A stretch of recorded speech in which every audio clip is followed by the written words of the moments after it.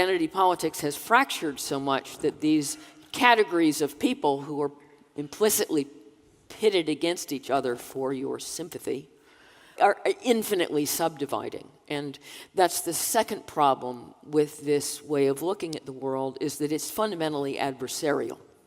And so it pits us all against each other. And ironically, it pits us all against each other in the weirdest of spectrums, which is who's more oppressed, who has it the hardest. It is about seeing your powerlessness as your power. And that kind of inversion weirdly means that people who regard themselves as oppressed have no reason to get unoppressed, that is, to solve their problem, because their problem is their ticket, their gravy train. That's where all your power is.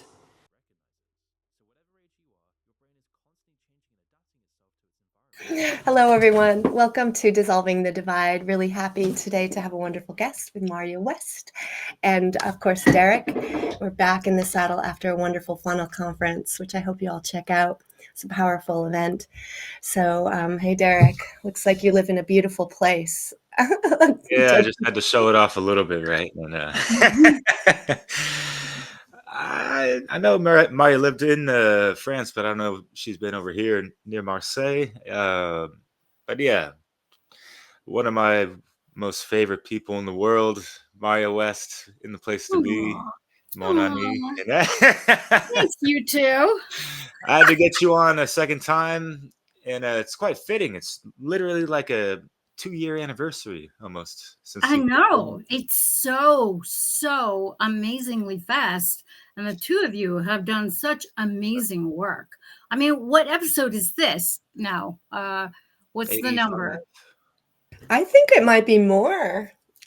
I'm curious. Yeah. Have you lost track? We haven't really been keeping track. I love it. I love it. It's a lot of work. Yeah. Good work. Yeah, it is. Thank you, Marja. That means we always love your work as well. And, this word that we're going to be speaking about really caught my ear, especially in recent electoral times, right? So please, if you would mind. Identitarianism. I mean, it is, when I first came up with that word, I don't know if I came up with it or whether I heard it or whether it was just kind of like downloaded, but everybody was talking about identity politics. And so the whole thing about isms, whether, it's veganism or flat earthism or anarchism or, kiss my buttism, that kind of stuff. It's like, oh my God.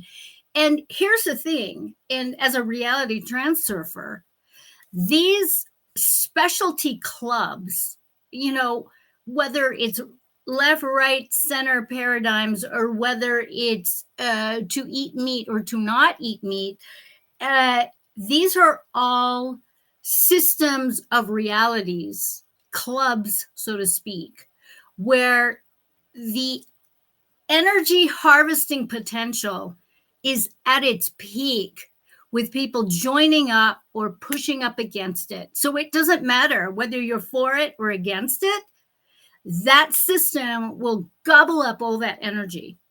And currently we have some crazy things going on, especially with the whole kerfuffle with Trump and Zelensky.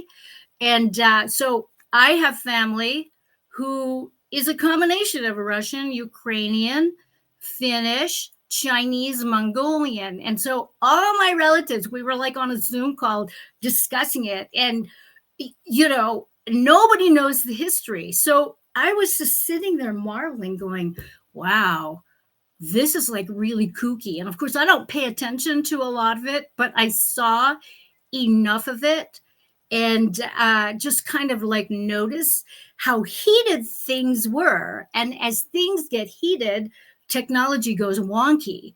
And so, people started cutting in and out. The sound was crazy. All of a sudden there were like weird barking noises in the middle of the Zoom. And I'm just laughing because now for me, because I don't really join up on these things and I'm more of a provocateur to just sort of poke fun at it, now my family members are upset with me because they're seeing me as being disrespectful to the chain of events. But the disrespect, I think, comes from the fact that I'm not giving it any energy except to poke fun at it. And I think it's important for us to know that we're all part of some group. Like all three of us are part of one great work network in some form, shape, or fashion. I was part of the original launch back in 2021. Mark has since added to and wonderful people. It is a wonderful platform, and we are there in alignment with Mark and his vision of one great work network. So that network is a huge pendulum. It's a huge energy system, an energy club. Pendulums are what transurfers call these mass consciousness realities. It can be a belief system, it could be a club, it can be an organization, it could also be a mindset, whatever you want to call it. Okay, so that energy harvesting is, it is what it is, and it's neither good or bad. It just is what it is. Just like Mark talks about, human nature is not good or bad. It's just programmable. And what identitarianism is, what a pendulum is, what an egregore is, it is an energy system that we are giving our energy to, whether we like it or not, by either pushing up against it or aligning with it. So for myself, I have to check myself because I get like poked quite a lot. For me, the abuse of animals and children are particularly triggering for me. And I have to watch it because I will literally get sucked in to the whole mess. And before I know it, what happens when we adhere to something and we are kind of helpless is we've absolutely lost consciousness and power.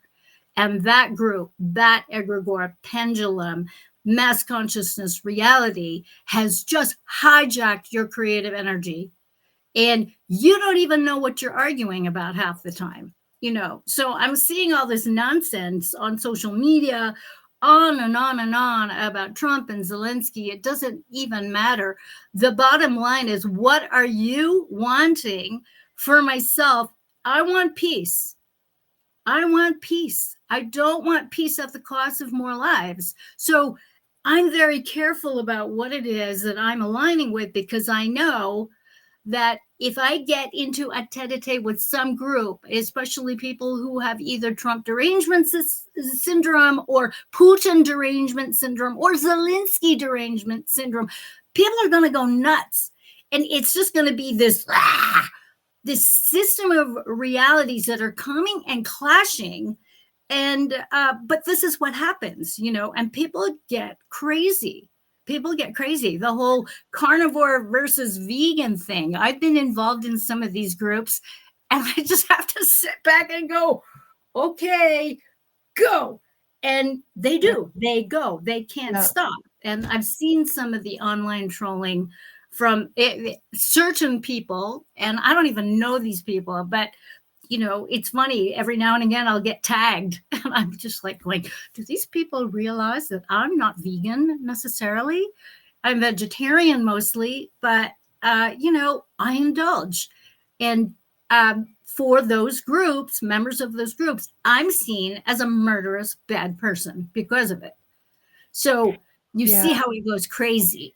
Right. And you could get pulled into this like very heated, destructive argument, right? Indeed. I'm hearing you talk about, we're all a part of some group here and there. Mm-hmm. That's natural, in some level, to align with certain groups of people. And yet, if we over-identify, right, and we allow our triggers or our passions to lead the show, that then can make us vulnerable to this like waste of our energy that really doesn't lead to resolution or anything good, but leads to more division. And so are you talking about sort of seeking a state of like equanimity or witness or detachment? Yes, all of what you just said. And you know, there are different ways to approach it.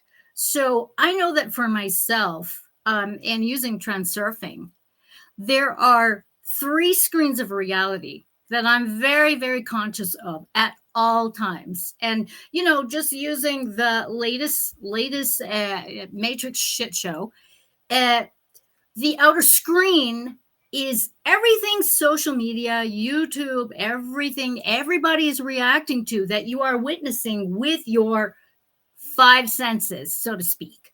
So that's the outer screen. And then the inner screen, the second screen, is your reaction to whatever's going on out in the world, out in the matrix at large. Our consciousness screen is called the center screen. It is in between the outer and the inner screen. And in the center screen is where you have consciousness and you are noticing that you're witnessing and you're reacting at the same time, and you don't bite the bait. And this is what's called waltzing in and out of the matrix. Your consciousness, not your body, is waltzing in and out of the matrix. You're realizing that, oh, I'm watching this. Isn't this dumb?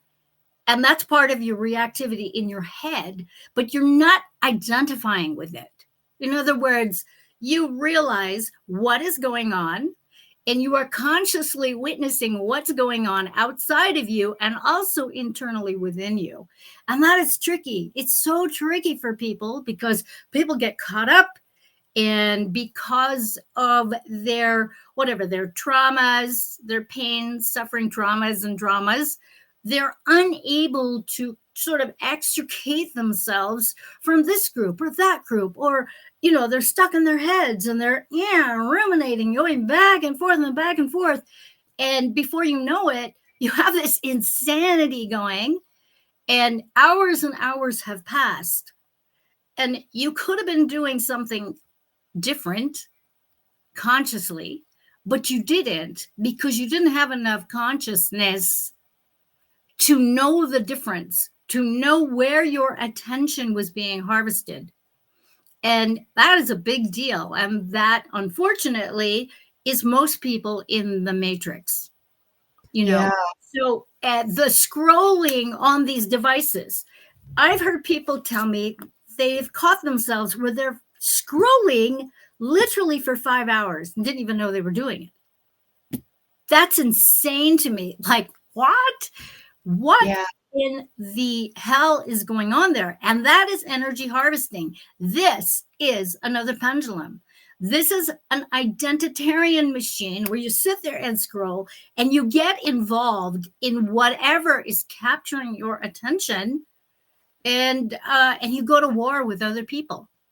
Yeah. It's a dissociation of sorts. Indeed. That is a great way to describe it, Leslie. You know, it is a dissociation from yourself, Right. where your heart, mind, body, soul coordination is so out of whack.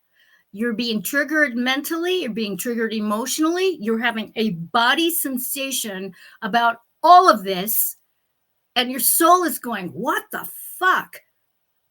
And nobody is talking to one another. There's no alignment, there's no congruency.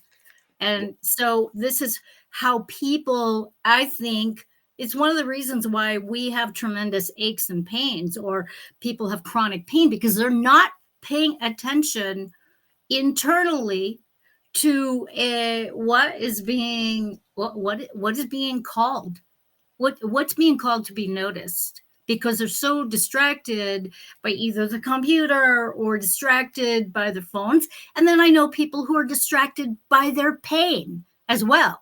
So it could work the other way, where your body becomes this huge identitarian tool based on pain, based on dysfunction, whatever it is, based on illness, that is the focus of your attention, and it goes nowhere good.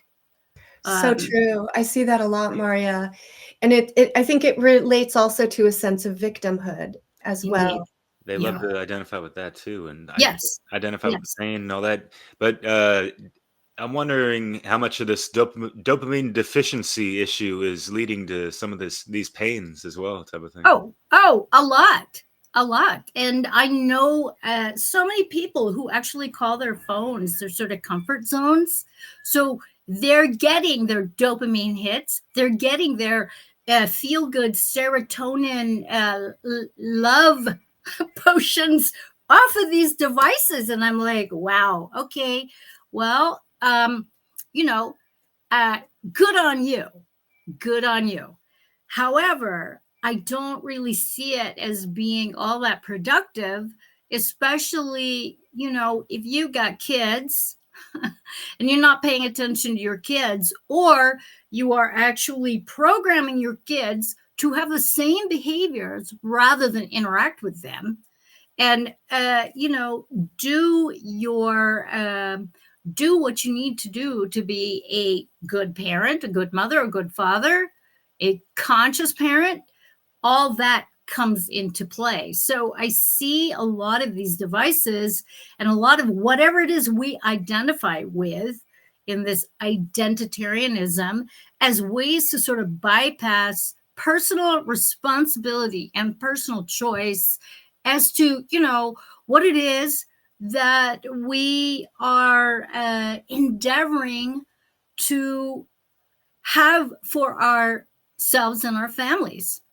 Yeah, I And wanted it's to too easy. add something about the parenting piece. I think that if you're spending so much time on the news and building up your inner fear state and anxiety about what's Yes. going on in the world, that whole emotional signature that you're vibrating is going to affect the children, right? Absolutely. They're going to Absolutely. take on that Through subtle osmosis. Yeah, and you're more likely to be grumpy and irritable and projecting fear onto them about their own life choices. Yes. So there's a lot of ripple effects to this. I Yeah. think what you're talking about is super important. Yeah. And so getting away from the screen seems to be an important strategy, being aware of how you're interacting with the screen. I mean, clearly Yes. it's functional in so many ways for a lot of us. But how do you advise people to maybe be more healthy in how they're relating to their phones and so forth? Yeah. It's like turn off your devices. That's what I say. Turn them off. Turn off Wi-Fi. Go out into nature. Go out. Do an activity. Talk to each other. Create a meal and actually talk to each other. I've seen too many people at restaurants have got their devices that they're not even talking to each other. That's crazy to me. Like, what is that? And then, of course, with the addiction to the devices and to the computers and to the sort of divide and conquer of whether it's legacy media, whether it is Facebook, the meme wars that are going on right now. Wow. I mean, rich meme wars. I can't believe the creativity, which is kind of fun. But then at the same time, it is creating this fear mongering of World War III, of famine, of nuclear destruction, of on and on and on and on and on, this horrific just stream of mass consciousness, devastation, and destruction. And I know people who get off on that. They can't wait for World War III. And so that's not helpful either. So my advice is turn off the news, turn off the TV, turn off the devices. Stop streaming, except to stream beautiful content like this, where you're actually learning something, you're actually learning a skill, you're actually being able to see through the sort of maze of reality that the powers that want to be have created over the many, many, many millennia to not just control human consciousness, but harvest it as well for their own benefit and to our own demise, especially for us who are not aware of how reality actually works. And so by being together and talking to one another, like, when I had kids, we would talk about our dreams and we would get into these discussions about, okay, well, let's all brainstorm. I used to call it heartstorming. Let's heartstorm ideas about how we can get this dream of yours to materialize. And, my kids were into it. They were into it. And of course, I made it fun that we were all magicians here to move formless into form. So I use that kind of languaging. I use that kind of, fairy magic. There was the good fairy and the really naughty, bad fairy. And my kids were so good. They would actually put themselves in their own little timeouts because they knew the difference between yay and nope. No, not that. So they would actually go to the laundry room and I'd hear the door close, and it's like, oh, okay. Well, Josh is giving himself a timeout with the cat. So because they knew that there were certain mindsets that were not very productive, that were not helpful, where the self-talk, and the self-talk is really important. Why am I identifying with, why do I feel like crap? Why am I saying I hate this person or hate these groups of people when I don't even know them? That divide and conquer is so alive, and it's alive within our children at a very early age because they learn from what they are witnessing from us. And so if you don't have these conversations, they're going to make their own assumptions, or they're going to see it on the television, or they're going to, have some kind of conversation with their peers, and it can go every which way. And I think it's important to just maintain a communication with those around you and have conversations that matter, so you're not defaulting for information with the devices. Because we're too much into this instant gratification, gimme, me kind of thing. And I think we need to really just embrace one another. And especially now, talk about all the potential things going on that are concerning for our kids and for our loved ones. And these are tricky conversations. And I know you both know this, tricky conversations, but it's got to start. And the more that kids are immersed in the outer culture and social media culture and so forth, I think that the harder it is sometimes to get their attention or bring them into that questioning, right, of the mainstream. So the earlier you start, better. And I think this idea about default programming is really important. It's like, if you do not choose your thoughts, someone else will. Indeed. And if you don't help your children learn how to think or to become their own witness to self, and think about what they're observing, right, and to become aware of their feelings and reactions. If we don't help them to cultivate that, then they automatically will be in the default, which is, I think, one of the definitions of slavery, of being enslaved, is to be, not ruling yourself internally, but in that default mode of external energy ruling you. Yeah. So what, if you could, you've mentioned the word energy harvesting a number of times. And I wanted you to expand on that a little bit more and maybe give some specific examples. Yeah. I don't think people understand the significance of that. So energy harvesting it happens quite a lot because we're seeking approval. We're constantly seeking approval. We're constantly seeking validation. We're constantly seeking connection. And so, for lack of a better way to describe it, energy harvesting is a two-way street, okay? Because it's transactional. If I align with this group, I get to be part of this group, and they give me validation so long as I follow these rules. And sometimes the rules are unspoken, and sometimes the rules are bullet point dictated, one after another after another. You can't think this, and I know so many people that are willing to check off the boxes so that they can become part of the group. And so what one example is like this just happened last week.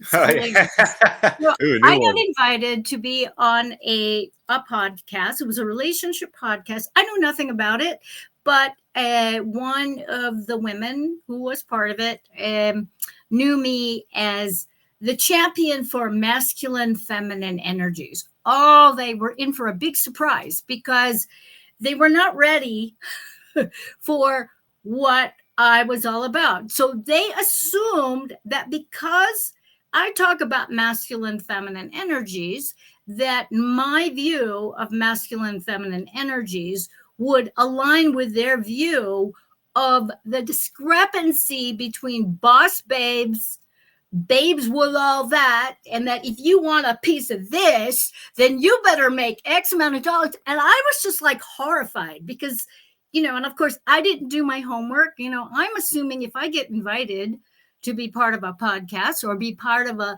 whatever, that people kind of know what it is that I do. But it was very, very clear that I checked off some boxes and they made assumptions about me. So at the end of it, because I wasn't in agreement, all right, it was already, the chat was blowing up.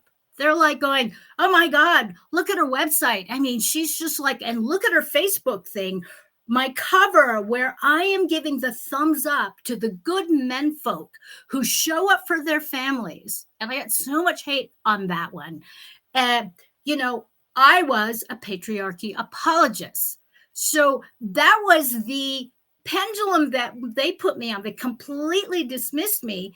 And yet I had them all mesmerized because I was very honest with them. It was very clear these women were harvesting their beauty. Their beauty, the whole TNA kind of thing, that was kind of their jam. It wasn't clear, but once, you were there for like 5 minutes, it was very clear. These were the vixen mentality where what you see is what you get and more. And I'm entitled. I'm an entitled woman that I get to harvest men's attention and weaponize it so I can get all their money. I mean, that was kind of the bottom line. And I said, well, I talk about the gynocracy a lot. I talk about weaponized sexuality and how women over the millennia have weaponized their beauty, their sexuality to get over on men.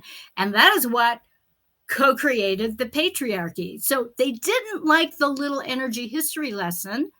And so before I knew it, it was one of those places in my reality where once again, I had turned over the apple cart because people assumed things about me and were expecting me to feed them my energy by agreeing with them and getting on board. And I wasn't having any of it. And it was actually a very cool experience. It was a typical experience for me because quite often that is what I do as a provocateur. I upend a lot of people's assumptions about men and women, about the masculine, feminine, about reality, because these groups get fixated on certain criteria and that's their reality. And they think that everybody should be on board. And if you're not on board, then whatever, you're not part of their club. And I clearly was not part of their club. Didn't have it up meet the criteria. You ruffled the feathers of the confirmation bias, did you? Apparently, yes. And it was interesting because I kept waiting to get kicked off the call, and I didn't. Much to their credit, they actually, after it was crazy, because there were some really, really crazy. I mean, they were like getting in my face, and for me, I just don't react. I'm very calm. I'm not going to sit there and be a blithering, crazy, unhinged woman. And they were unhinged. They were just coming at me like, what? you were probably against the Me Too movement. I said, oh, you the Me Tool movement? Yes, I was actually, so I was just like right there with all of their projections and all of their, disrespect. And I just held my own. And you hold your own by being dignified, by being calm, by being rational and logical and not yelling, just being right there with them. And all of their, yaya gagas, it was just like everything just sort of settled down. Right. And So really all of us being aware of like our codependency habits because it's dangerous, right? Our yes, fawning responses, to please yes, others that are coming on, asserting some kind of power, dominance, or authority. It reminds me of the Milgram experiments and how vulnerable people are to just sort of put aside their own sense of integrity, even to just do what they're told. And what yes, you demonstrated is real courage to stand apart into your own independent thought, right? yes, And not going along to get along, not trying to just, shut your mouth and, not ruffle exactly. feathers, but to speak up the honest truth. And, because agreement is dangerous, right? And that's what Indeed, you're experiencing. indeed. That's called totalitarianism. And I know that, even in the groups, even in One Great Work Network, I don't agree with everything. I'm fine with it. I can agree to disagree. Am I going to hate on a person? Why? That's ridiculous. It's just so, but people are so, they're so caught up with these blanket statements and the wave of reactivity against someone. It's like, holy moly. And, so when I witnessed that, I'm just like, yeah, I just got to step back and I just let the flow of that. That's the energy harvesting right there. You can feel it. It is a rush of craziness. And you And don't have to push back against it with the equal force, yes, right? That creates that that's the identitarianism. perfect thing to do, is that because when you push up against it, it pushes up against you. There's an equal and opposite reaction. So what you need to do is you just need to untether yourself and take stock of your energy and bring it down. Don't match it. Don't push up against it. Don't match it. It's willfully ignoring it, to be quite honest. Being aware of it and not allowing your energy field to touch it. I think that's a good way to put it, because you can feel it. We can feel the energy as it's coming toward us. And as a martial artist, you just get out of the way. You get out of the way, you step aside, let it pass. And what's funny about that is it can work two ways when you do that.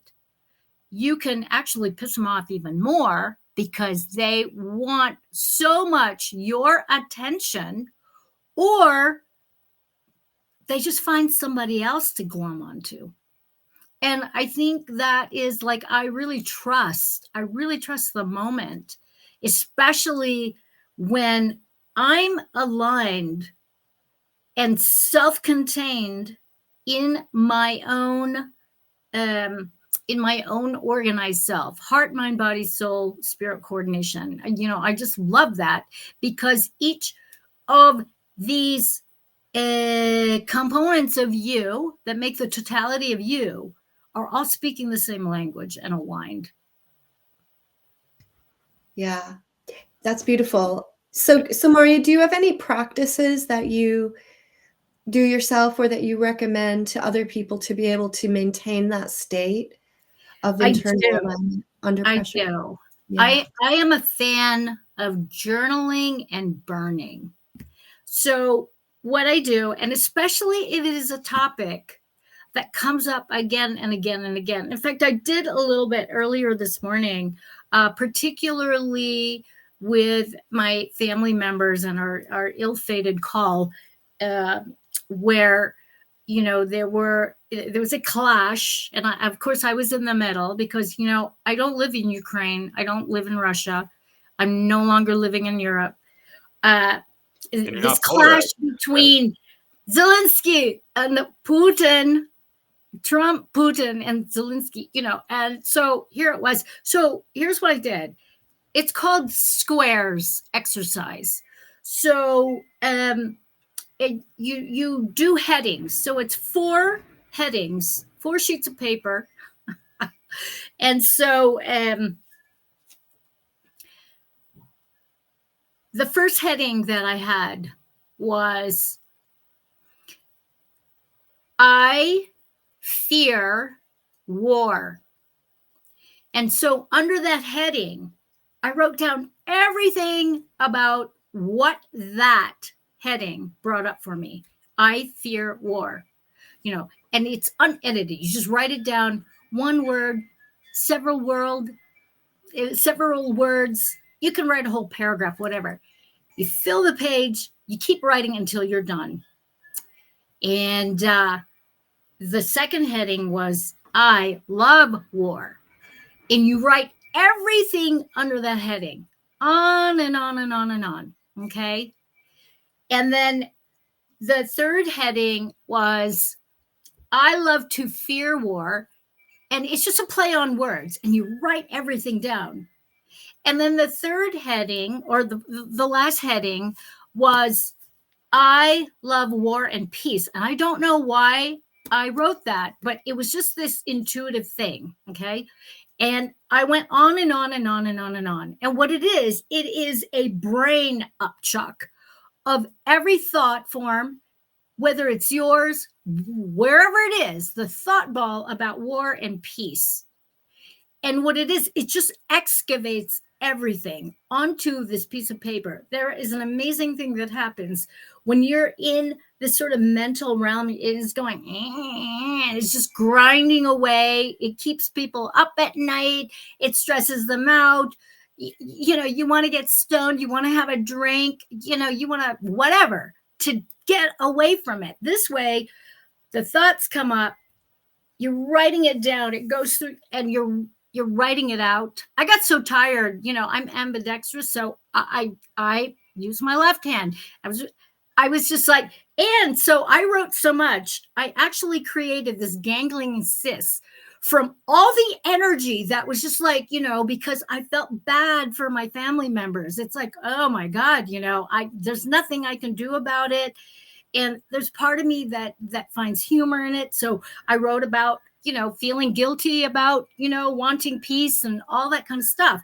And then what I did is that there's a little prayer after you do all this, that you recognize that each of these are polarized states of reality under each heading, and that you offer it up to the divine, whatever you want to call it, knowing that these are to be unified.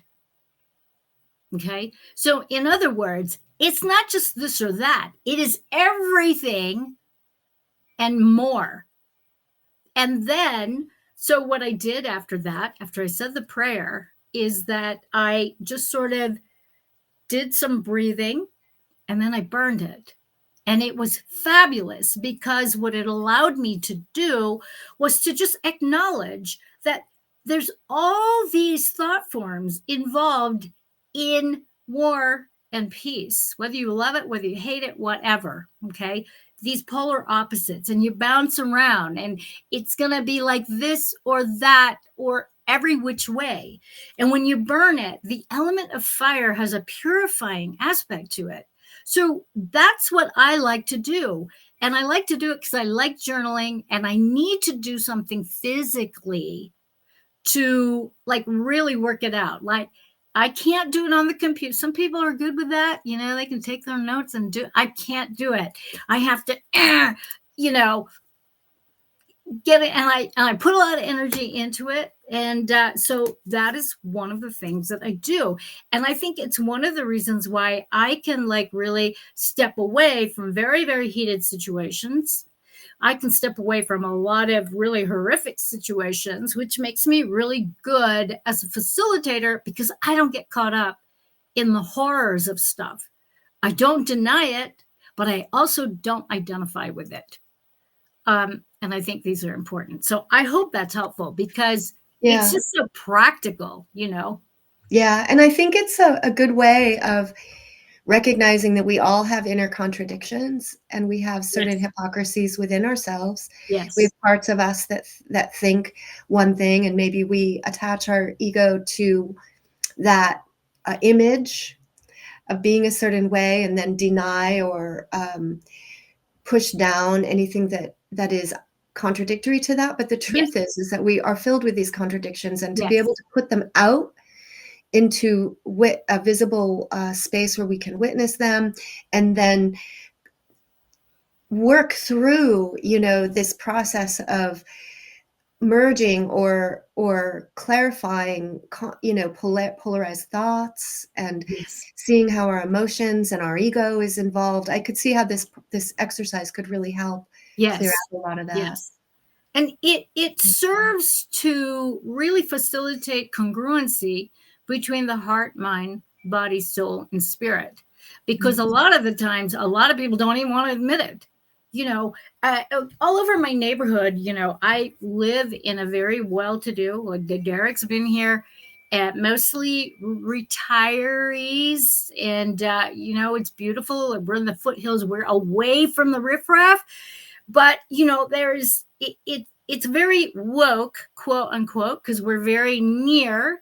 I'm in a sanctuary state, near a sanctuary city. There's 2 sanctuary cities in this state. I mean, it just goes on, and people coming up to me because they know I'm not going to come after them, but confessing, I voted for Donald Trump, and I'm like, I don't vote, and they're just sort of so. There is a relaxing thing happening when you can encompass all views and not go apeshit, and just keep your equanimity, keep your cool. I mean, I don't care, whatever. And there's something that happens in the neighborhood where there's an allowing, there is a natural inclusivity that happens where you don't have to sit there and announce things. You don't have to have this aggression. You don't have to be a Karine and get in everybody's face and make everybody insane with your shrillness. So I really appreciate the integral results of these journaling exercises. Not to mention that I think that when we speak calmly, there's an invitation there to not get on the defensive. Yeah, and it also will invite a more productive conversation with another person, by helping to maintain the status of Yes. regulation, internally, Yes. which is the only place from which we can access like a balanced Yeah. brain state. Yes. If and there's like an interesting what would be the word, like where 2 things are kind of true here, or it seems like a contradiction, like a paradox, right? Yes. Where we're talking about staying in equilibrium, finding that equanimity, being calm, being the witness, but also speaking the truth and not shying away from truth. And Yes. some people might see that as contradictory. Yeah. So how would you reconcile those? Well, I like truth at all costs. I'm all about that. I will not blow sunshine up people's butts to make them comfortable. I've never been like that. And, a lot of people come at me and go, you could have worded that a little differently. Yeah, I could have, but I didn't. I don't know what to say. Sorry, not sorry. I'm learning. I'm a little bit more diplomatic as I've gotten older, where I will concede certain things, but I will not concede the truth. I'll let people rant on and get in my face without being defensive, but I'm not going to back down. I'm not going to back down, and that is, it's gotten me into a lot of trouble. I love history, so I usually have my facts behind me, and I know how things happened. So I am quite willing to give a history lesson or a civics lesson in certain things, and I don't mind that. And I will let people, people swear at me, whatever. I don't care. I don't take it personally because I don't bite the bait. I will not allow myself to react to that kind of aggression. And once again, as a martial artist, you just step away. You don't give it any energy, and you maintain your true center, your true north.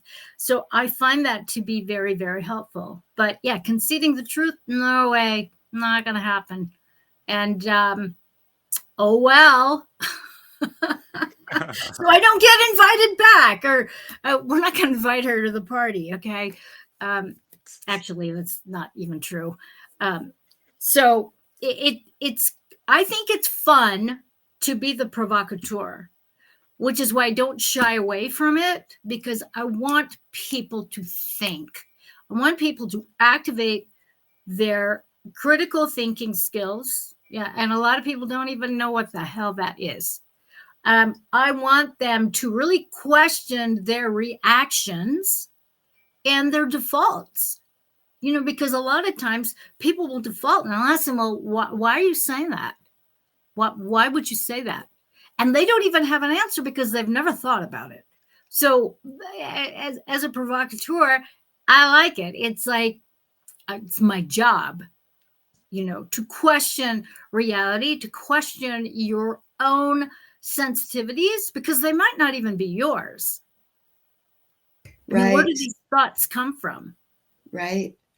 So while being a consciously choosing to be the provocateur is different than being reactive in your defensiveness. Indeed. Right? Yes. Indeed. Mm-hmm. Because the reaction and the defensiveness, your energy is being harvested.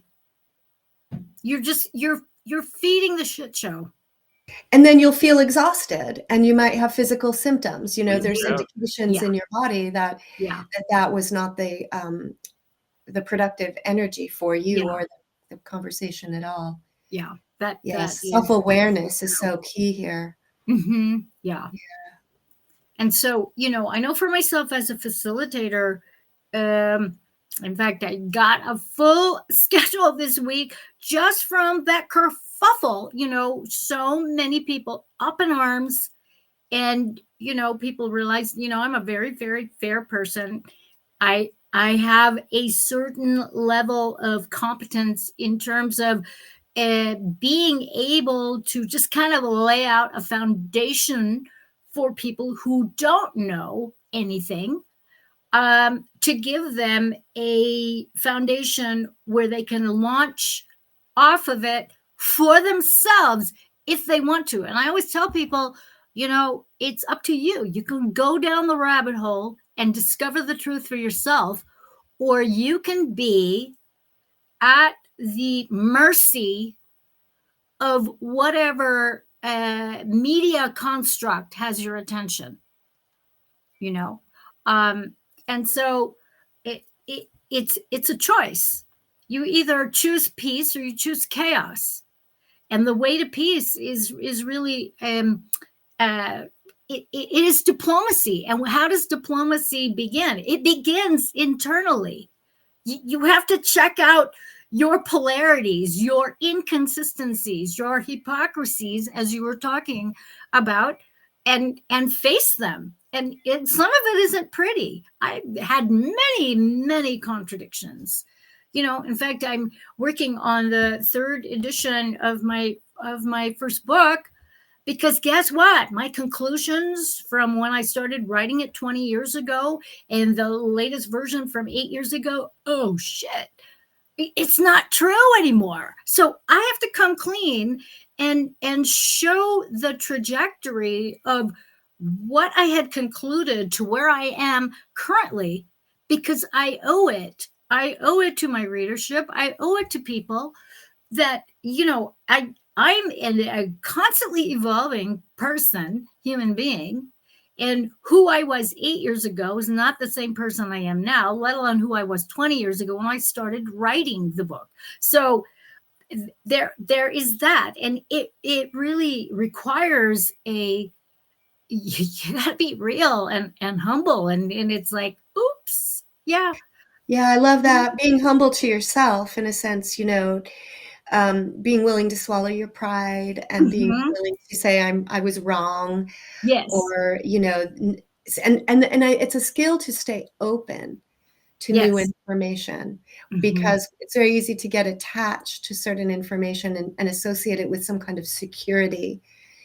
And ultimately, it's false. Yeah. You could think of religious sort of ideologies and so forth. Indeed. It's a false identity, and when we have that identitarianism and we're just, oh, this is how I am, it doesn't leave a whole lot of room for growth, for admitting that, oh, this was a false premise, and I'm coming clean on that. It doesn't leave a whole lot of room, and it just makes it just makes people crusty. We're just not going to be flexible. We're just going to come hell or high water. It's like, oh my gosh, and we really need to learn how to be flexible, to bend with the times, to understand that, when we're talking about human evolution, we're spiraling. And as we go higher and higher and higher, the view from our higher stance, our higher standing, is not going to be the same, say, where it was 4 years ago. And, I think, what that brings to me, is when we're talking about parenting, I can see, with regret, certain ways that I parented before I had awareness that I have now. Yeah. And to be able to face that and feel the feelings around that and let go and make amends, or, shift. I think all of that is really important. And that idea of flexibility is both, mental and physical, as a Oh yeah, it in our is. lives. Yeah. And I know that one, what you're talking about. There's a certain, I call it the burn, where you're being told a tricky truth by one of your children, where, I clearly fucked up, and whoa, it's just like, and you're just like, It's one of the hardest things to be humble about. yes, We want to it's stand painful. strong in our good intentions, and Yes. but I do think it's transformative to be able to receive feedback, especially from children, because I don't know about you, but my kids, they tell me, where I fucked up. Oh yeah. No holds barred. Yeah. Yeah. And often with the caveat, you're not going to like this, but I need you to sit there. It's like, okay, all right, ouch. Yeah. Exactly. Yeah. It hurts. Oh, yeah. So what I concluded, Mario, from what you were talking about, of just like looking back and like realize like, oh snap, that wasn't really correct, or I wasn't in full alignment or whatever in the past. So how are we gonna be in alignment to that upward spiral, right? So Yes. it has to have that foundation of that heart-based intelligence of truly caring for the truth that's going to override all this bullshit shadow Truly. ego attachment stuff. I think, right?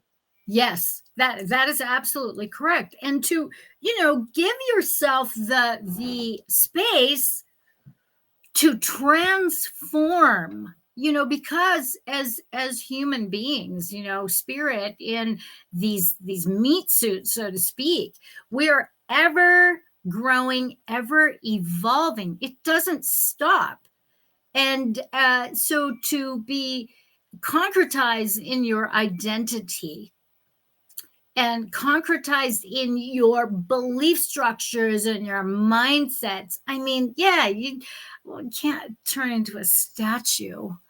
It's just very, it's not cool, and I think I think it's stressful to try to whoa, well, I can't think that, or I can't say I was wrong. Yeah, you can. Yeah, embrace it. It's especially challenging, right, when you're in a public sphere, right? Oh yeah. For real. Yeah. I mean, I have messed up so many times on my content, written and on video and on interviews, where I'm just like, oh wow, okay. But I and this is one of the reasons why I don't edit, is because it's down. I'm not going to fool people, and I know a lot of people who edit, and they do these little tricky edits, and they splice and dice, and they re-say things they didn't say. That's why I like the raw footage. I'm just like, no, man, you didn't say that. Sorry. I'm not blowing sunshine up your butt on that one. It stays, because I've had people go, well, could you edit this because I want it to sound like, no, I can't. I won't. That's so interesting. Yeah, to hold true to the truth. That's another way of holding true to truth, right? Mm-hmm. And people's humanness, that we don't need to create an illusion of some kind of perfection or idealism, but maybe there's more power in just being authentic and then publicly owning our mistakes, or showing that spirit of growth, right, and evolution. Yeah. Because if we can model that, then other people may feel safer to do so as well. Yeah. And get off this idea of having a savior complex, or putting someone on a pedestal. Yeah, right? No one's coming to save you, my friends. No one. Okay. Not even Donald Trump. He's not saving anybody. Get over it already. So, and that's a hard one for people. I know I've actually pinned apologies on some of my videos where I clearly misspoke. It's like, oops. And make amends, and we'll have a link that people can, learn more. And this is evolution. This is evolution, and it is disidentifying with a certain moment. I mean, I think this is a lot of trauma healing, is really disidentifying with the trauma, with your pain, your PTSDs. It's stop identifying with it. It doesn't mean that you are dishonoring yourself and denying it ever happened. No, that is not what we're talking about here. We're talking about taking yourself off the hook so that your energy can reset and no longer be harvested by this, F up 30 years ago. Totally, Marja. That harmed you. Disidentify with it. Yeah. But so many people, unfortunately, trauma, I call it weaponized woundology, where you just get to pound it into the ground, and then you're going to point at people and you owe me this, you did this to me. I mean, the whole thing of blaming white people and white men, it's just perplexing to me. It's like, oh my God, how did we get here? Yeah, and it's not rational. No, it is not. There's the other piece too, where I see a lot of my clients who are overanalyzing every little thing they do say, and they overthink and perseverate and obsess.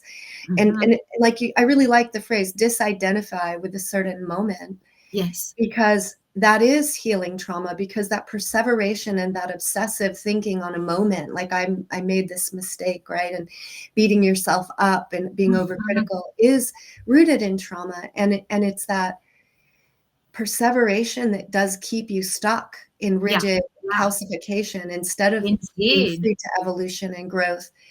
And so there's lots of angles, whether you're internally oppressing yourself or externally, that whole Yes. energy is what is very Yeah. sick. Yeah. Yeah. I agree with that wholeheartedly, because I think that too is at the core of the negative self-talk.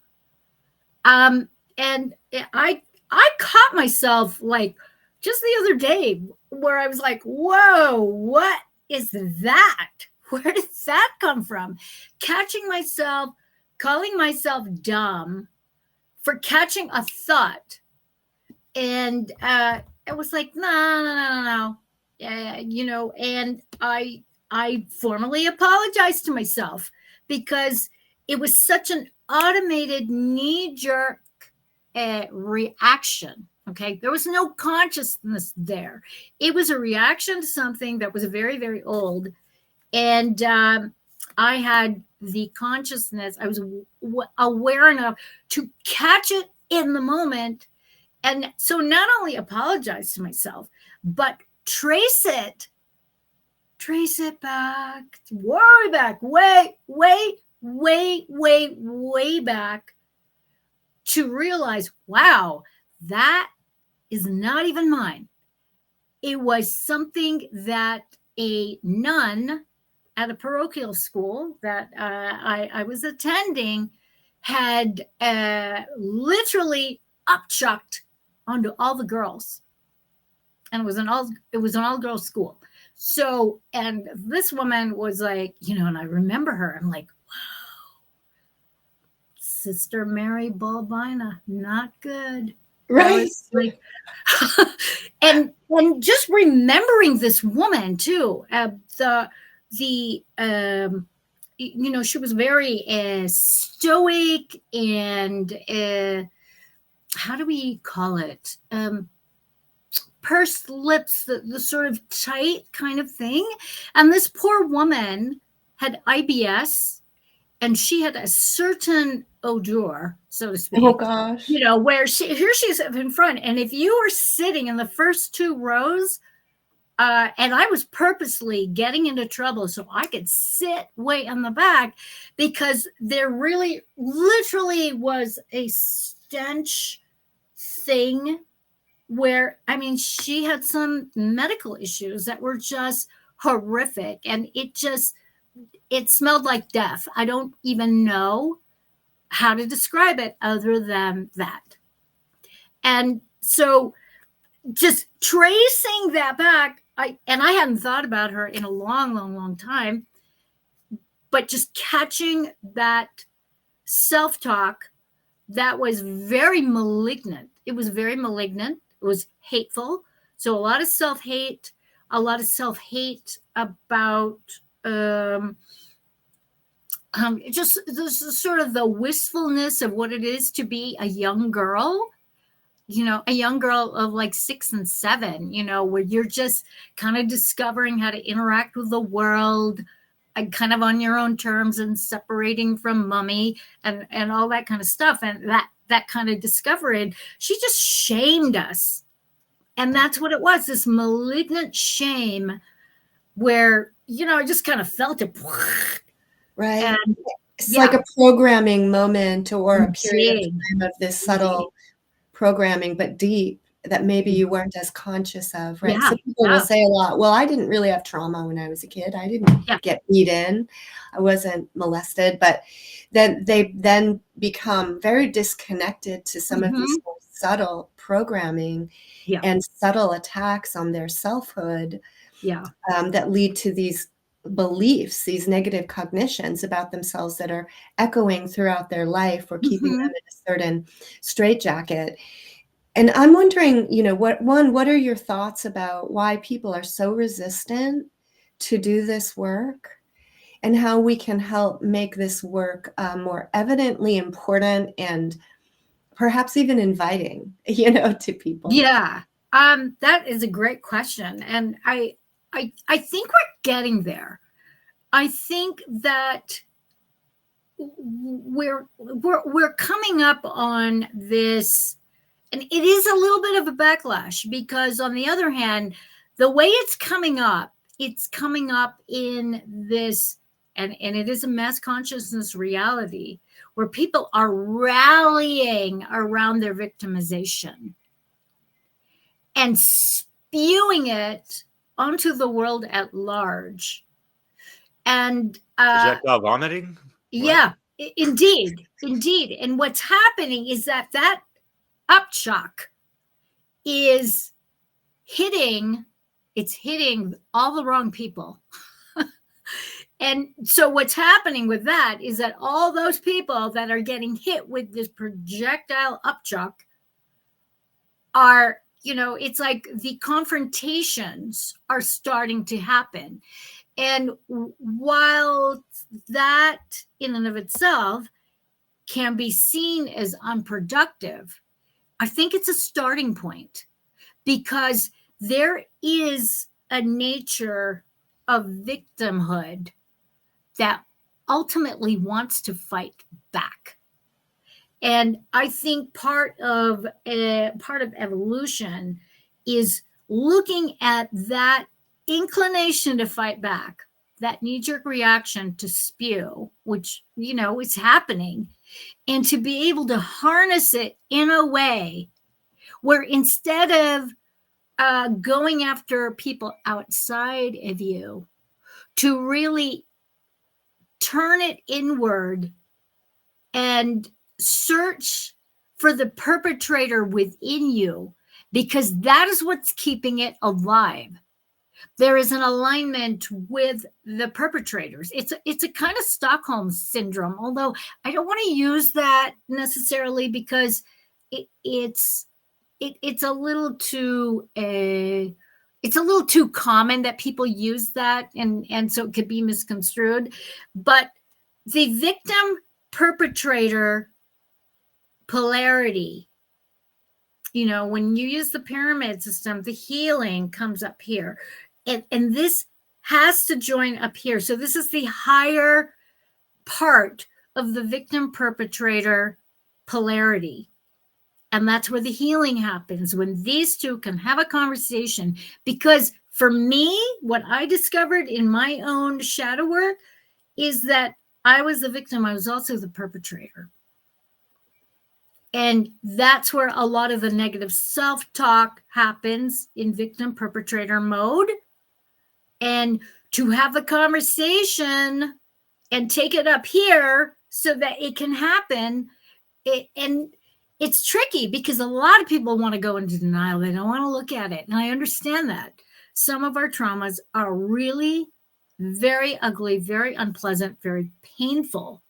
However, I think part of what made it attractive for me was I got some like really amazing love and hand-holding from my Jungian analyst, Pearl, who really she was very good at this. And I did not know that language of trauma, in my 20s when I started working with her. And so to get into the archetypes of victim perpetrator, and the archetypal energies of dominance and submission, pain and suffering, pain and pleasure, all of that, the sort of triads having to do with pain, pleasure, and the shame involved in that. So she broached it in a way, not just using the archetypes, but really gently uncovering the stuff that we hide that is shameful, and being able to have conversations with those bits and pieces. So I know so many people who are encompassing that kind of work without really spelling it out, because I know if I heard it spelled out as a younger person, I wouldn't want to do it. What was fun for me, archetypes. Ooh, archetypes. And I read Jung, so I was totally into it. It's like, ooh, I've got archetypes in me. All right, let's go. Let's go there. Yeah. I'm there for that. That's really cool. And I think work that you do, Leslie, I think is attractive for people. And work that Caroline Riley does in digging into these pieces that make up the human psyche, that make us all up. We all have these archetypes, and I think part of that archetype work is what makes shadow work attractive. It helps mitigate the deep shame Indeed. that I think that most people really do feel, but don't even really acknowledge. It's like this hidden, very hidden. Shame is inherently quite hidden. Yeah. So it's, when you can start to see that we all have these archetypes, and we have these dynamics that are natural in how they play out within all of us, it can really allows one to take the shame out of the equation a bit, and be more curious and more compassionate. Yeah. And from there we can heal better.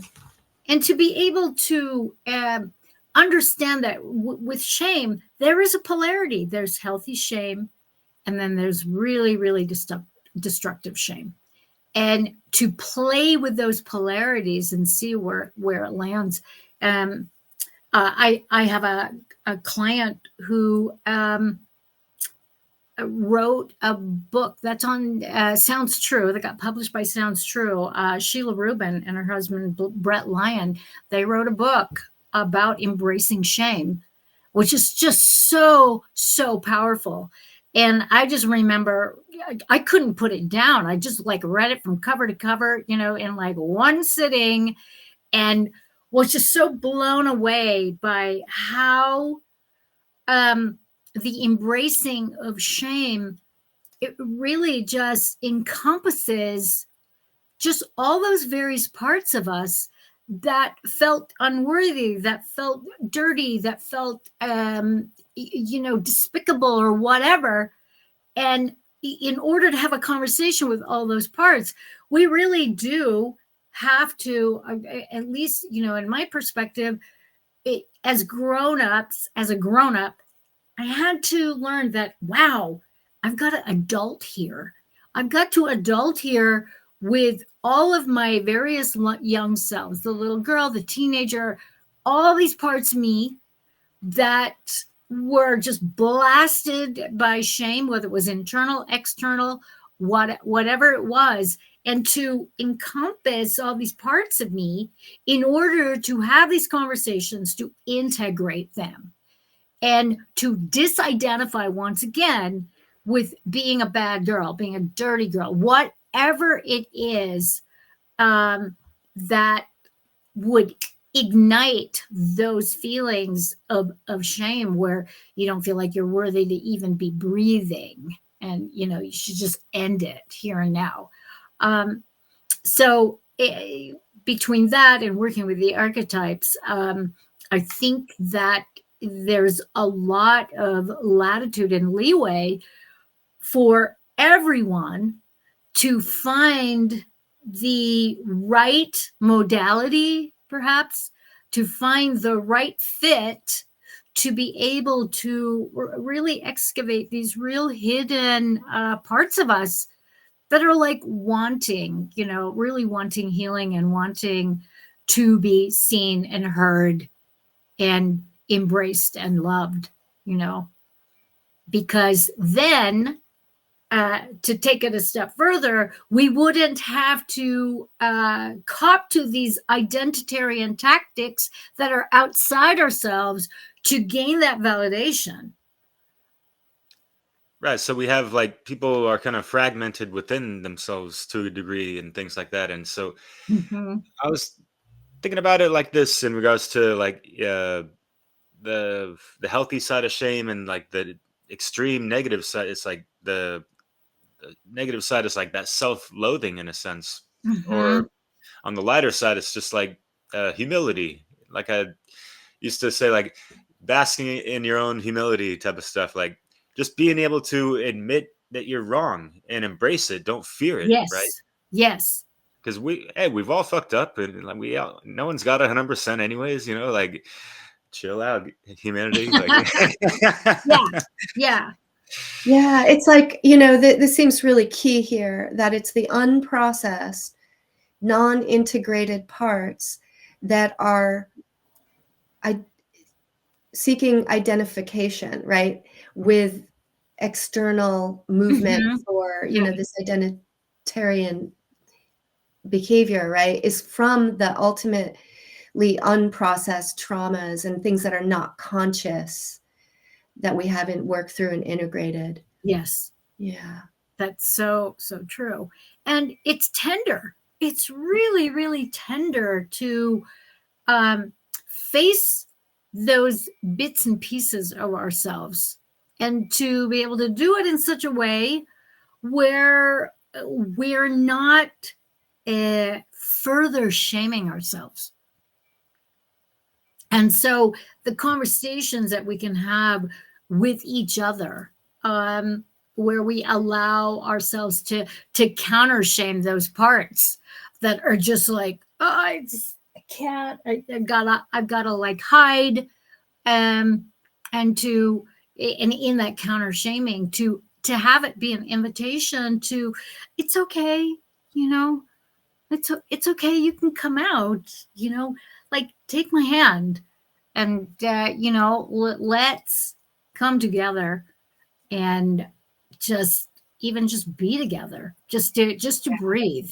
Yeah, it seems obvious how, the political polarities really get in the way of that process of coming together, really accessing truth and having compassion. It's very obvious how sick that dynamic of polarization is in the world. And people then, with their over-identification, just keep deepening and deepening these ruts, that get in the way of unity, or even just a cooperative conversation or problem solving. Indeed. Yeah. I really like what you said, Mario, and it's kind of like a small gathering or whatever of just having some soul food. Have a bon appetit with those tender, crunchy morcelettes, and digest well, right? So, I call them, yes. Let's have tea with all our crusty parts. Indeed. We can dunk them. In like, we'll dunk them in the tea. We'll soften up that crust. Indeed. I really like that, because I know with the kids, like, my kids they're pushing 50 now. It's like, holy moly, how'd that happen? But there are two events that were very, very poignant. One having to do with masturbation, where I was not equipped. I just wasn't equipped to deal with it, and I didn't know what to do. But I had this little voice that was saying, whatever you do, this is normal. No shame. Don't yell. Don't be snarky. Don't be an asshole. And don't be a feminist. Don't make them wrong. And so, and the way I handled it was, I had 2 bottles of Fantastic. It's like, because it was a cleaning day, and it's like, this is normal. You just need to clean up after yourselves. That was it. And then to hear it decades later, like, that was great. That was great. You didn't give us a complex. You reiterated that this was a normal thing. It was okay. And that, you were in line. You were in line. We were just lazy, And so, and to have that come back, that you have to think in terms of, well, how would I want this broached with me if I were in that position? And I think that's another way to sort of disidentify with curveballs of life, because there's lots of them, And sometimes we're better equipped to deal in the moment, and sometimes we're not. Sometimes we just go fly off the handle, you know. I'm fortunately not one to fly off the handle. I tend to just get very quiet and leave. So you know, my avoidant tendencies tend to take over, and a lot of that is because being on the spectrum, I just don't know what to do sometimes. So it's easy for me to just go, okay, I think I'm gonna go now. So it's been a journey to be able to stay focused and stay on point and be kind, you know, because I think there's a kindness factor in endeavoring to disidentify, and there's a kindness factor in when people come at you because you're not part of their little clique, or you're not part of their group, you're an outsider, you're not one of us, so you're one of them, you know, that kind of thing. And I usually just laugh that kind of stuff off. But sometimes you can discern when it's coming at you that, oh, okay, this person really feels threatened by the fact that you have a completely different view, because they can't fathom anything else other than what they have identified with. And I think, you know, those are the times where you got to be kind. And they may perceive that your perspective is a threat as well. Yes. Right. So that may be going on subconsciously, that somehow what you're saying is threatening their safety or stability. Mhm. Right. And so Indeed. we on the other side can have that attunement to their psychological reactivity and unprocessed inner, you know, self-talk. Then we don't have to react to it. Yes. Right? We can recognize they're in their own kind of dreamland storyline. Yeah, that's a good way to put it. Dreamland storyline. It's an alternative reality, and it's just as valid. It's just as valid as our own, our individual things. And going back to transurfing, that is one of the keys in transurfing, is to allow everybody else to be different from you. It's so simple. And, you know, when that becomes, you know, kind of the norm, I mean, it's one of my credos, allowing everybody to be different from me. You know, it's like okie dokie. I'm okay with that. And what it does energetically is that it just, the baseline reality is peace. It's peaceful. And I would think like dynamic growth, right? You know, when we can accept and appreciate everyone's unique difference and allow people to be that, right? Then we can, in our openness, get to a creative place, like where that can synergize and expand, you know, our overall consciousness as humans, you know, through that dancing together, you know, in a sense. I think it opens up the potential for new ways of relating and new experiences. Yeah. It's a cool thing. And I think what's even cooler is I've practiced this so many times that it literally has the power to disarm people and get them to like really soften their stances and come down from that sort of warring high horse where, you know, the inclination is to just go to war and make everybody wrong and, you know, really kind of push your agenda. And it's like getting back to the heart of things. Yeah. You know, to agree to disagree. And there's a lot of power in that, you know. Yeah. And this disarmament, if you will, of especially in the times where things are so weaponized with the programming and all this stuff, and especially with the identity politics. I mean, that's like off the charts weaponized and stuff. Oh, And you can it's see, insane.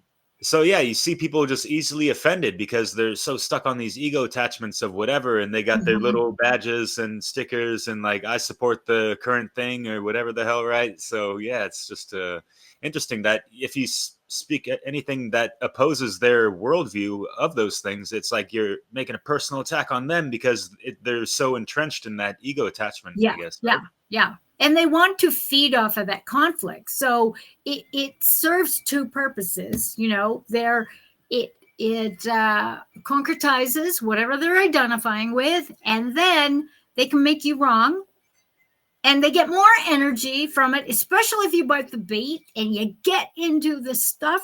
I mean, it's one of the reasons why I like to poke fun at stuff, but I'm noticing people are humorless, man. They're just like, wow, okay, I didn't realize that there was that. I posted a video last week of a Madonna song, Vogue, turned Going into Doge. Doge. I mean, it is so hilarious. And I Yeah. had people coming at me. Well, I'm sure Madonna didn't okay that. I'm like going, dude, it's okay for Saturday Night Live to go on a fucking trip show and, do their thing, but it's not okay for somebody to cleverly do this thing. I mean, I couldn't stop laughing, and people were just annoyed with me. I'm like, oh, whatever. Well, good. I'm sure Madonna's having a meltdown, and so that's kind of where it's at for people. You try to be funny, add some levity, and they are not having it. They want to go to war with you. And so, sometimes it can whoops. I think the lack of humor is really a signal or a symptom of the Indeed. rigidification and identitarianism, the term you're using, Yeah. of it being like people taking themselves way too seriously. Mhm. Yeah. And Yeah. in a sense, taking the shit show of the world way too seriously. Yeah. I know in terms of like some experiences with psilocybin that were transformative for me was that perspective of sort of seeing things from the absolute ridiculousness that they are, Yes. Yeah. and the way things are playing out in the world. Yeah. And when you kind of are able to turn that corner, it can help not to like just break down in despair and, distress over it in a Yeah. sense. I don't think that's bad. Yeah. Or this sort of hateful nature. And I found it, I find the stuff, it's in every grouping. It's in every pagan, some of the pagan groups that I'm in. It's like, oh my God, I've had to leave. It's like, no.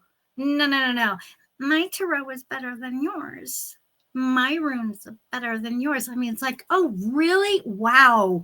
Damn. And same with the Tantra groups. It's the same thing over and over and over. And I've always Cultish said, mentality within these pendulum echo chambers. oh yeah. And that's why I have always said from the very beginning, I don't like groups because eventually that group will turn into a totalitarian, sycophantic echo chamber of yes people and using your term, Derek, flying monkeys. I mean, that's what happens, and they come after you, and it's creepy. It's really right. creepy. And then the boundary between them and you, us and them, just becomes thicker. Yes. Yeah. Yeah. Or by association, you associate with certain people, Right. I have associations with Michael Tessarian. I have associations with Sethicus Boza, and that makes me intolerable because these people hate those people. And I'm just like, okay. Or with Mark Passio. Oh, you're one of Passio's bimbos. I'm like, what? I go, I don't think Mark has any bimbos. I mean, I don't know what you're talking about. But it's just like, it's kooky. It's really, really kooky. Yeah. It's almost it's a weapon, right? It's an attack to put you in a box, right? Mm-hmm. And associate you with a stereotype. Yes.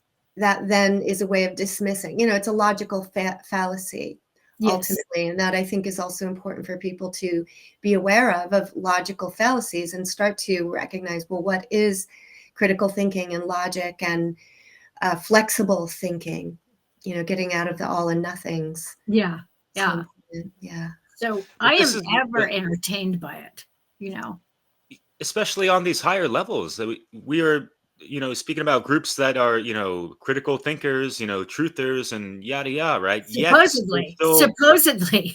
yeah, they're putting the bait in debates too much Indeed. sometimes or whatever, right? I Like, agree. come on, I agree.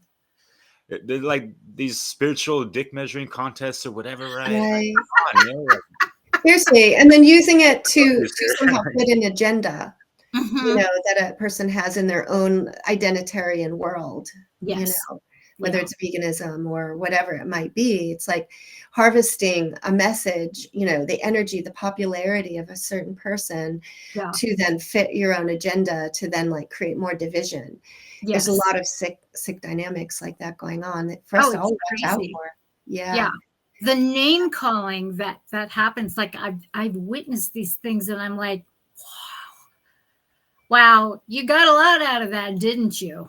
So I just delete these things now. I'm just, I'm just like, no.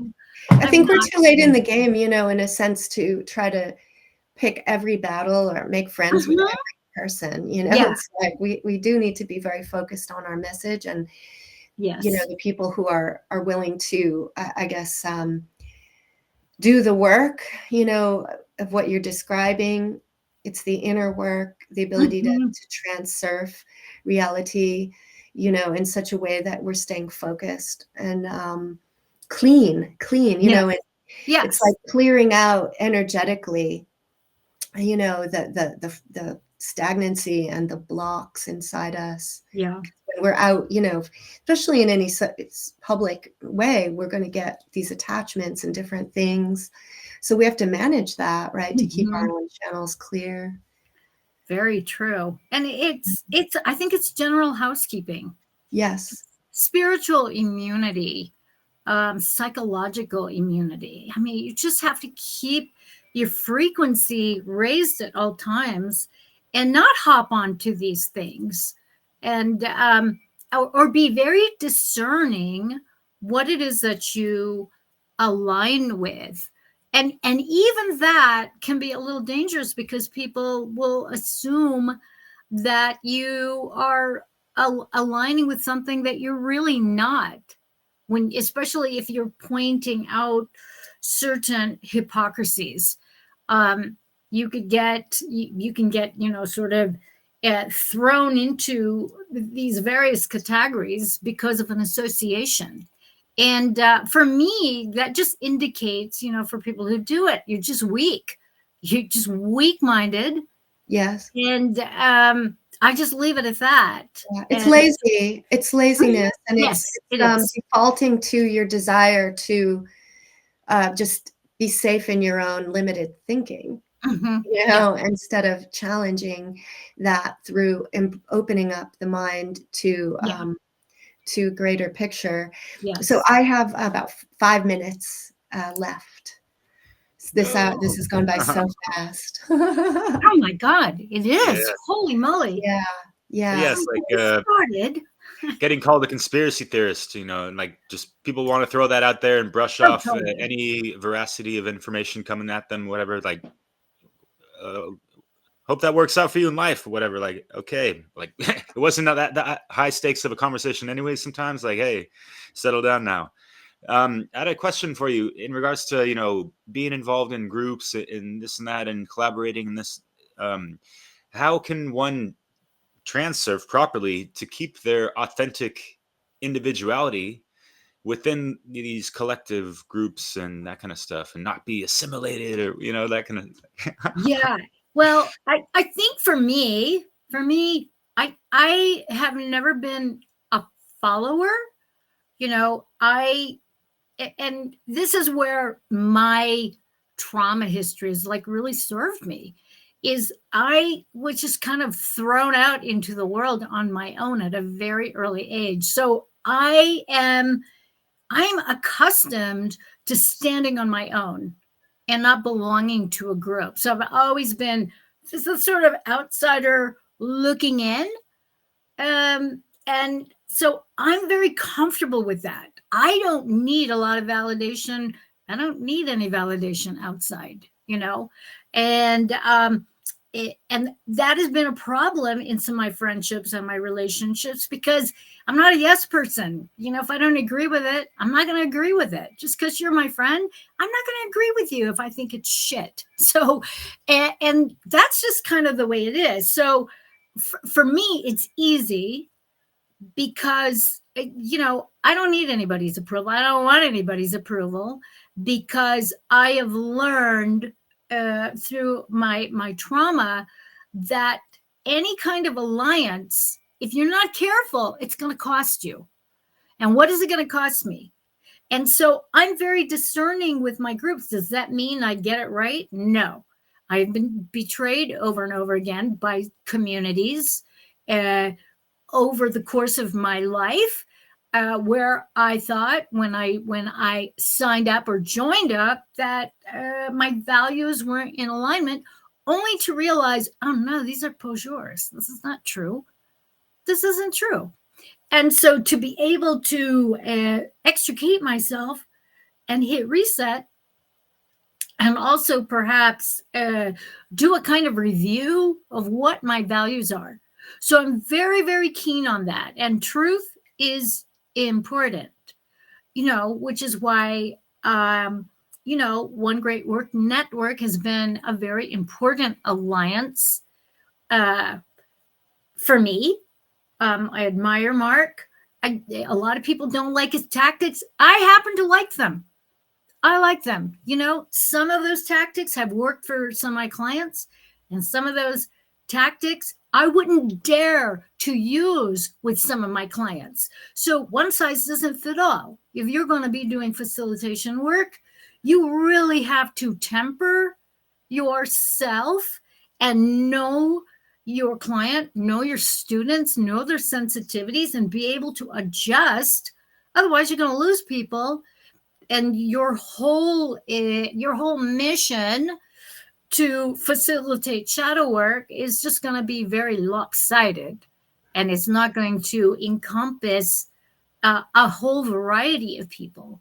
I totally agree with you, Marja, 100%. And everything you've said today is really brilliant. And I apologize. I have to pop off. I'm going to let you guys continue. And thanks, sweetheart. It's good to see you. As to meet always. You again, and appreciate it very much. So we'll be in touch. And all right, sweetheart. Thank you. Bye. Leslie, take care. So I guess to conclude, I don't want to take up all your time, but I don't mind sticking around for whatever, whenever. But it just sounds like in conclusion, right? Just people need to really just stay true to themselves, in alignment with truth, all caps, truth, not, pretend like their subjective truths are the isness, if you will, kind of thing. Indeed. And I think it's important to really be clear about your own dynamic with groups. Like, what is your motivation to be associated with a group? And to be really honest, are you looking for validation? Are you looking to be with the cool crowd? Or, what is it? What is it? Because I've heard some ridiculous stuff. And, and my question always goes, okay, well, what is in it for you? If these are not your values, why are you there? Are you being a troll? Are you just trolling it? What are you getting out of it? And, I know some people who actually cop to joining groups because they get a lot of energy out of it. Whether it's, certain posts or looking through profiles of attractive women. I mean, I've had guys cop to that, where, they're part of a group, and, that is populated by very attractive women, and they sit there all day long looking at these profiles, particularly on Instagram. And I'm just like, oh, okay. I just feel really kind of dirty and soiled right now, and I'll call these guys out. I mean, they're my friends, and it's like, okay, whatever floats your boat, but to like really be unequivocally honest about your motivations, about why you're in a group. Yeah, and I think that's part of the weaponization, because they lure, especially in with the whole identity politics and all that. You see, on all these university campuses, these young kids, they want to go out and save the world. They're all gung ho, and so that's when they get them, because they're full of that energy, right? And so they're gonna get that pendulum swinging wherever they're programming it towards, type of thing. Indeed, and they haven't learned discernment, but they will. Yeah. They will. I mean, I know I've gone through, and there is that process of discernment when you identify with certain things, and then you go deeper into those groups, or you go deeper into that mindset, or deeper into this belief structure, and learning the history of this stuff. And you realize, oh shit, okay, that's a murderous psycho there. It's like, yeah, it's good to know. It's good to know, and you can either change your mind or not. Yeah, and it's interesting that there's like these groups and this and that. Yet, for folks that have been studying, patterns of hidden hands behind the scenes and all that stuff, and like who runs propaganda and this and that, we can see kind of like, just like, man, this is so kind of self-evident sometimes. How are these people so lured into this, and like they got the blinders on? They're not really seeing things from the 360-degree perspective. They're just taking in what sounds and feels good, right? And just running with that, and of ignoring the rest that kind of smells like shit or whatever, right? And I think a lot of that, I think a lot of people who are susceptible to that have real broken family tribal systems, and they are looking for a substitute for mommy and daddy, for that familial validation and for that connection. And that is, I mean, it's one of the things that happens when people identify and really get caught up in cults. And, that kind of energy harvesting and hijacking of, your personal power to be part of a group. I mean, it's very seductive. It's very delicious for people who have been neglected, who are hungry for that, and get caught up by these charismatic guru types. And these people have no discernment. It's pretty shocking. I mean, some of the people that I have worked with over the years who were ritually abused in these cults. I mean, these are real things. And to identify with these rituals, to identify with the process of being initiated into these groups, that's a really intense form of identitarianism. Yeah, it sounds like there's that Stockholm syndrome going on there, mixed in with the cognitive dissonance to kind of avoid this void within them that they're ignoring, I guess. You relinquish your personal power to this person or to this group, to adhere to this group so you can be part of the community. And you don't, it's that group mind, think, feel, do, speak, believe. For me, I hear that, I'm just woo, woo, woo. The alarms are going off. I'm don't not be the live. Yeah. down with it. It's like, no, thank you. Step away Yeah, from the vehicle. that kind of segues into what I wanted to ask you, live and direct, if you don't mind, because I got to get back to some old high school classmates that they saw something that I responded to on Facebook, and here we Mhm. go. Like everyone just came out the woodworks. I've spoken to these people in like years, and they not even gonna say hello, and just what the hell, Derek? So yeah, like these programs and anything where like the hashtag some whatever lives matter and this and that, and just Oh right boy. then and there it's like this exclusivity in the guise of inclusivity or Yes. equality and that That kind of that stuff. And woke nonsense. yeah, so there's all these divide and conquer tactics that are just off the fucking charts these days. Mhm. And I just responded, well, yeah, like all I mean, it's like hashtag LGBTQ, all queer lives matter, whatever. And it's like, Yeah. sure, I guess, but like what matters to me is that some of these people have serious mental issues and they need to be healed Indeed. properly. And they Yeah. just came at me like, "Wow, what are you talking about?" And it's like, what? Like I said, some, not all. Don't give me a blanket Mhm. statement. Don't throw out Exactly. your, Exactly. "Oh, I'm a bigot now. I'm a phobic," or whatever the Yes. hell, and all these It's programmed selective. responses. Like, It's whoa, like, selective. And they want to go to war because that pendulum for them, they get to identify with that. And what goes with that? What goes with wokeness is that you're on the right side of stuff. You're right. You care about people. You're empathetic. It's bullshit. It's complete, utter bullshit. And they don't even know what they are adhering to. They have no idea. I mean, I've had conversations with some of these woke folks, and there's not one bit of critical thinking. It's, well, CNN said, or some actor said. It's like, wowie, okay.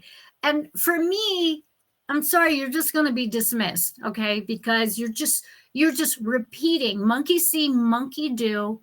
You haven't gone down and done your research. And I'm not here to convince people. I just, it's like, okay, have a nice life. And it just is like, it's crazy. It's really, really crazy. And it's convenient because that left, right, center paradigm is very, and all the sides do it. They all do it. And it's just a matter of, like for me, I will not give them my energy. I don't even argue with them anymore. I'll just laugh. I'll just yeah, laugh.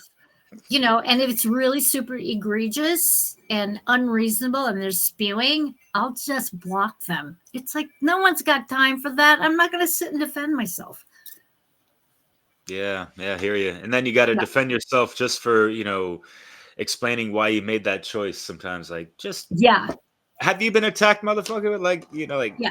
Yeah. and yeah, we can say, like what you do in like criticism, whatever, like it comes with the territory. But sometimes it just Indeed. comes, you know, so fucking unhinged and from so many different unexpected angles that yeah, it Yes. can be heartbreaking sometimes and all that. Yeah. So Yeah. yeah, I totally admire your courage and strength and just being able to do that, metaphysical kung fu shit that you do and all that. Like Yeah. Well, and it's an indication, because I noticed that the common thing of people coming after me is, and especially after they've befriended me, it all comes down to me refusing to throw someone under the bus, publicly humiliate someone by aligning with them and making an announcement of it. I'm not going to do that. I'm just going to agree to disagree. But I'm not here to hurt people. I'm not here to discredit people. I'm not here to be a malignant force. That is not what I'm about. If that's what you identify with, have at it. Keep me out of it. I don't want to be involved in your drama. So, and it's consistent. that the people that come after me, that is where they're at. So, I need to be part of their club. I need to have these thoughts and hate the same people and feel the same way and back them up on their erroneous assumptions. It's like, no, man, I am not your girl. I'm not doing it. I won't do it. And Yeah, you that ain't no pisses people identitarian. off. It pisses people off, And so, I'm too old for it. I'm not compromising. And then what I'm noticing about these people is that they're very unhappy. I mean, you look at their posts, I mean, it's just nothing but complaints, nothing but putting other people down, complaining. You don't like somebody's creativity. It's like, why do you even have to go on about it? Ha! I mean, I don't get it. I don't get it. Why do you got to go and publicly put somebody down? Yeah, So, yeah. Kind of reflects their inner talk as well. And indeed, with your indeed. talk works with transurfing and all that. Yeah, you speak about, you're either like a spectator or like a transmitter, right? Mm-hmm. Did I get that right? And we are transmitters. We're participants. We're not just spectators. We're transmitters. We're creators. We're not just receivers. Most people are just receiving, and then they spew, and they spew because you don't agree with what they're receiving. And it's like, okay, whatever. Yeah. I'm just like, so I like, and I've said this, I've learned to roll my eyes without moving them. Yeah. People are going to sit there and spew hate on men or spew hate on me because I'm not aligned with whatever it is that they're spewing about or believing. I don't really care. I just, it doesn't bother me. It's just, let's just agree to disagree and move on. But even that's hard because they want to feed. They need your validation. That's what it boils down to. Yeah, and it's a shame it's not based on like proper foundational principles a lot of times. Not at all. Because if it was, people would not be off-ended because they got that, proper solid ground that they're standing on, right? Yeah, indeed. Indeed. It's not nuts. Unfortunately, mon ami. But any last thoughts, words? This was a great conversation, because it is so divisive right now. And even some of the truthers have come out after me because I post this funny shit about what's going on. It's like, I'm like, you know what? Fuck off. If you can't laugh, go away, And I'm not trusting a lot of the truthers anymore because they're one of the worst identitarians that I've ever met. Oh my gosh. Wow. So I'm like this, Derek. Whatever. Yeah, it's cool to have, folks You like away. Tomas Sheridan just have poking fun at that and just. Oh, I know. I know. And so Tomas and I would just laugh a lot of the times because it's like, wow, really? This is where we're at. And, to be able to see the benefit of all of the shakeup that's like going on, particularly in America, and also see the shakeup. I'm not at all surprised by what's going on in Europa. I mean, I saw this, and I've always said it. The EU is Hitler's Europe realized. And I'm going to get a lot of shit for that. I don't care. I used to live there. I get to say it. And it's just my opinion. So if you disagree, just disagree. But don't have a meltdown and go unhinged. And that's what people do. They just go unhinged. And so, and that's where I like, the provocateur. I'm going to poke fun at you, and especially if you don't know history.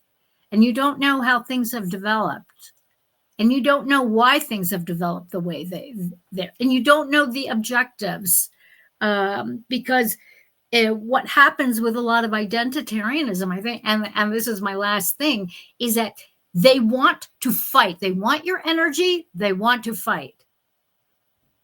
Oh, And if they because they don't built get up this it, thing that they need to defend this, false yes, identity, right? Yeah. indeed, indeed. And Damn, I'm just okay. like, okay, all right, have fun. Yeah, jeez, Yeah. yeah.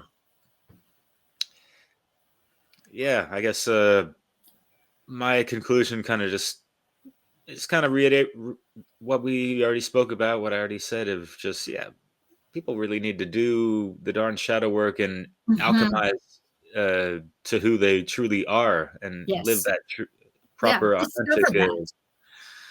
yeah, and not get pulled over here, over there, and the heartstrings are all exacerbated and all this stuff. Yes. So they Indeed. can't even like operate from that hardcore intelligence. Their EQ is kind of low these days, or whatever, right? So Yeah. yeah, Or just distorted, just the distortions, and to be aware of the distortions, you know. yeah, Yeah. and more aware of who we truly are. Yeah, and be aligned to that, despite all this exterior stuff and the shit shows and Mhm. Yeah. Wow. And there's so many of them. Good Lord. unfortunately, yeah. Marja, thank you so much. Thank you, love. When would people might be expecting this new edition of your book, perhaps? Well, so one of the things that I have decided is that rather than publishing it as a book, I'm going to start publishing chapter by chapter by chapter on my Substack finally. Ooh.